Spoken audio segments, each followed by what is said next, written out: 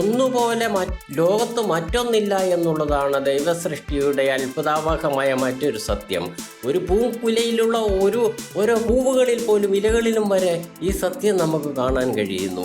ഇതിവിടെ പറയുവാൻ കാരണം നമ്മുടെ എല്ലാം ജീവിത വീതിയിലെ ചില കണ്ടുമുട്ടലുകൾ നാം പകരം വെക്കുവാൻ കഴിയാത്ത രത്നങ്ങളെന്ന് ഇന്ന് നമുക്ക് തിരിച്ചറിയാൻ കഴിയുന്നില്ലെങ്കിലും പിന്നീട് ഒരിക്കൽ നമുക്ക് ബോധ്യമാവുകയും അന്ന് നമുക്ക് ആ സതീർത്ഥനിൽ നിന്ന് അല്ലെങ്കിൽ ആ ഉറ്റമിത്രത്തിൽ നിന്ന് സഹോദരനിൽ നിന്നും ആത്മാവിലേക്ക് ശേഖരിക്കേണ്ടുന്നതായ അറിവിൻ്റെ പ്രകാശകിരണങ്ങളെ നാം ആ സമയത്ത് പാഴിക്കളയുന്നുവെങ്കിൽ അതുതന്നെയാണ് നമ്മുടെ ഭാഗ്യദോഷമെന്ന് തിരിച്ചറിഞ്ഞുകൊള്ളണം. നമ്മിലെ അന്തർലീനമായിട്ട് അടിഞ്ഞുകൂടി കിടക്കുന്ന അഴുകുകൂനയ്ക്കകത്തു നിന്നും വകതിരിവിൻ്റേതായ, അതായത് ജ്ഞാനത്തിൻ്റെ ബുദ്ധി സമയത്ത് ഉണർന്ന് പ്രവർത്തിക്കാത്തതിൻ്റെ നഷ്ടമാണ് നമുക്ക് ഒന്നുകൊണ്ടും നികത്തുവാനാകാതെ സംഭവിച്ചത് എന്ന് സ്വയം മനസ്സിലാക്കി ഇനിയെങ്കിലും പ്രവർത്തിക്കുക.